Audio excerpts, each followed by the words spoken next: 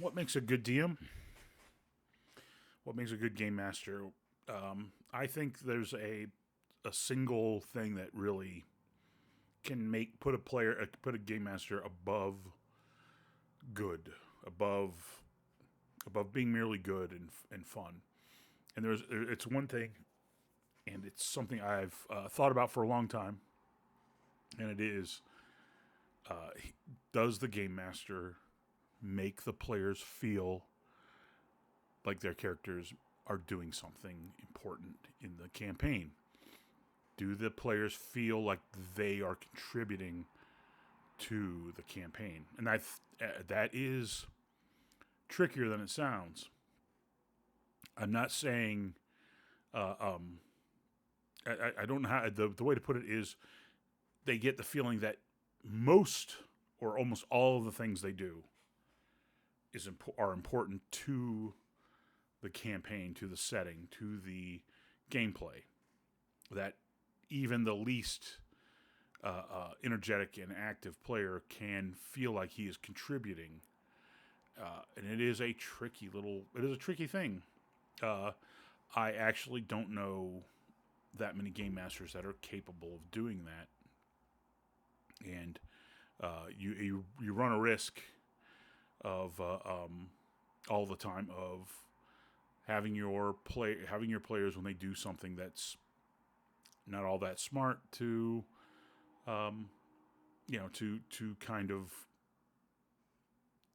telegraph to them that, hey, that wasn't what you just did, wasn't the smartest thing to do, that wasn't good tactics or whatever.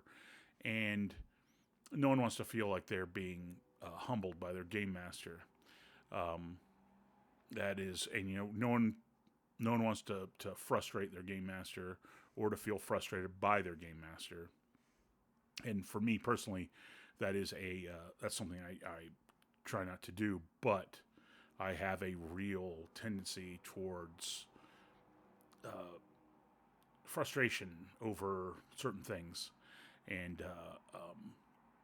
I tend to talk up players who do smart things, and I react to their intelligent ideas in real time, and sometimes I'm sure that I come across my players as not appreciating their style of play as much, just because their style of play doesn't fit as well with my expectations of what players should be up to. And generally, uh, what I want is players to shock, surprise, and bring me to revelation, and being like, well, that was, I didn't expect that. I didn't. They came at that problem extremely well, and um, but it's more important not so much that they do that, but that you give the players positive reinforcement when they do interact with your game. The more they interact with your game, the more energetically you should react to what they're doing, and that's good both when they're positive and when they're negative. Um, so they feel like their actions have consequences, so that when they do things that aren't that smart, they feel the they feel the pushback, they feel but they push back, they feel the consequences, negative consequences of those actions. But when they do smart things, and when they've taken their time and really interacted, you should definitely give them positive reinforcement on that. When their players, when they play their characters to the hilt, when they really get into their characters and deliver not just uh, uh, tactically sound, but interesting role play and stuff. You need to reward that. If that's what you want in your game, your players will be. You will reward your players, and you don't have to reward them with XP. You don't have to reward them with gold. You don't have to reward them with magic items. You can reward them with in game with positive reinforcement from the NPCs. Uh, you know, NPCs standing in shock at how well played a certain political move was, or uh, them commending the players on, they go and take out the enemy forces in a radically effective way, then the king praises them to the heavens. He doesn't just hand them gold or whatever. He praises them. That praise coming from the DM through the NPCs will help reinforce, and then of course through your own words. Like if the guy playing the bard, is using his music to inspire the morale of his fellow characters, NPCs, PCs. There's nothing, if it's only even if it's a small morale boost, the DM should talk it up a little bit. They should remark that, hey, man, that during that battle, maybe everybody could have broke if it wasn't for the morale boost that the bard's energetic singing got across. Praise your character, praise your players for doing good and for doing well, for doing things that are good for the game, not necessarily morally correct. If they're playing morally gray or even evil characters, but they're playing them to the hilt and playing them effectively, and not just using it as an excuse to be jerks in gameplay, then praise them.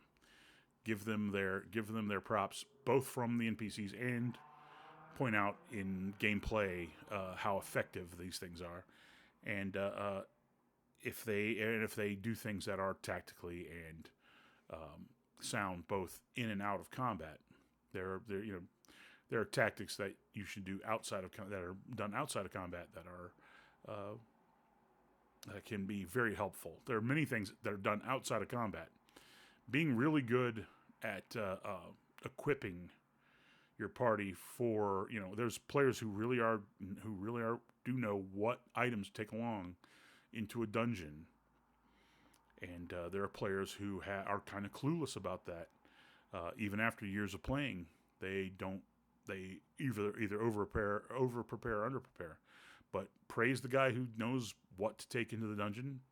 Praise the guy who is more than willing to play the support character. Praise him for his play. In old school D&D, often that means the guy playing the cleric.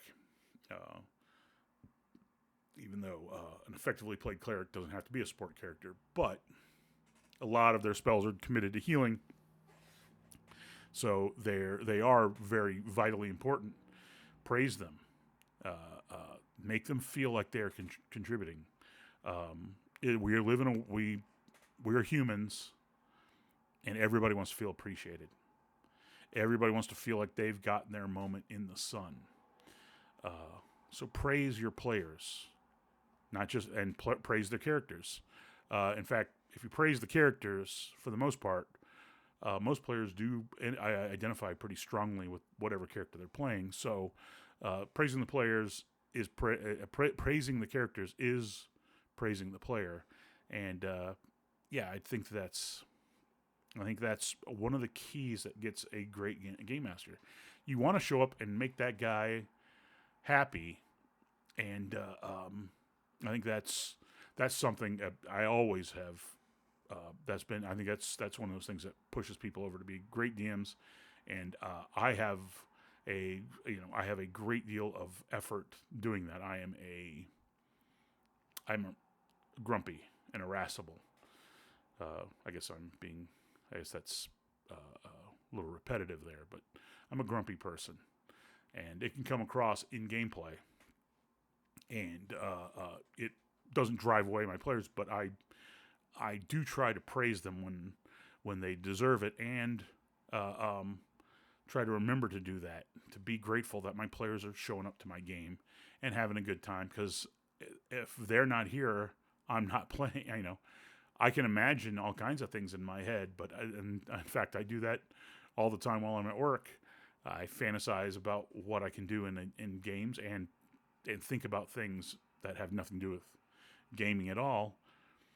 But I play the game to see my players, see their faces, see what they do, and be surprised by what they're up to.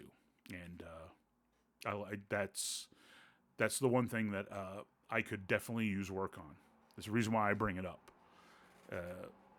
There may be other weaknesses in my style of DMing. There probably are. But that you can't be a good DM if you don't have players. And so the thing to be a great DM is to make sure your players feel appreciated, not just from their DM, not from their DM, but from the world. Feel like their characters are appreciated. Feel like they make a difference. Feel like their decisions matter.